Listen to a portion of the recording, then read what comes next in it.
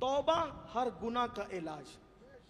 اور اگر کوئی توبہ کر لے تو پھر اس کو تانا مت دینا کہ پہلے تو تیرا سود کا دھندا تھا، مت تانا دینا. کیونکہ جب کوئی توبہ کر لیتا ہے اللہ اس کو معاف کر. اللہ معاف کر دے، آپ بیچ میں مت آیا کیجیے. اور اگر کوئی سچی توبہ کرے اور اس توبہ پر پھر اس کو اس گناہ پر کوئی آر دلائے، آر، اللہ کے رسول فرماتے ہیں توبہ کرنے والے کو گناہ پہ آر دلانے والا اس وقت تک مرے گا نہیں جب تک کہ اس گناہ میں مبتلا ہو کر وہ ذلیل نہ ہو جائے.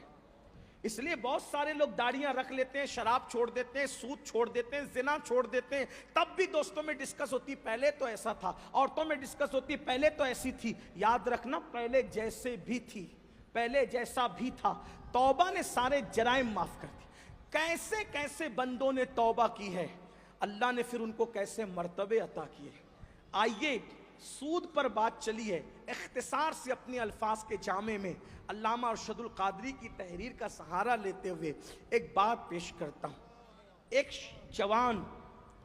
جوان بصرہ کی زمین پہ رہتا ہے، بہت مالدار ہے، اس دور کا مالدار، اس دور کا دولت مند کروڑوں پتی آدمی اس دور کا.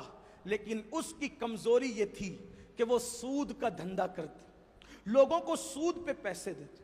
آج کل بھی لوگ آرام سے بیٹھ کے کمانا چاہتے ہیں، یہ بات آپ یاد رکھیں. شاید میں نے پہلے کبھی یہاں کہا یا نہیں. علامہ ابن حجر نے اپنی کتاب میں یہاں تک لکھا کہ سود کھانے والوں پر شب قدر میں بھی میں نے عذاب ہوتے ہوئے دیکھا. یعنی رمضان شریف کی سب سے مبارک رات شب قدر جو 1000 مہینوں سے افضل ہے، شب قدر میں بھی سودیوں کی قبر پہ عذاب ہوتا ہے. ابن حجر لکھ رہے ہیں ڈرو اللہ سے، دنیا سب کچھ نہیں ہے، توبہ کرو، پلٹو، اللہ کی طرف آ جاؤ، اللہ کے کرم کی طرف آ جاؤ. ارے جس نے ماں کے پیٹ میں ہمیں کھلایا وہ زمین پہ کیوں نہیں کھلائے گا؟ اپنے شوق کنٹرول کرو، اپنی خواہشات پہ کنٹرول کرو. بس اتنا ہی ہوگا نا. سود کا دھندا نہیں کریں گے تو روزانہ تندوری کھانے کی بجائے دال روٹی کھانی پڑے گی، یہی ہوگا نا. اور کیا ہوگا؟ ایک بات آپ کو عرض کروں، تندوری ہو، بریانی ہو، کتنا بھی قیمتی کھانا ہو، حلق کے نیچے جانے کے بعد لذت کیا ہے اس کی؟ جو دال کا انجام ہے حلق کے نیچے کے بعد، وہی بریانی کا انجام ہے. یہی تو ہے. کہاں تک ہے لذت؟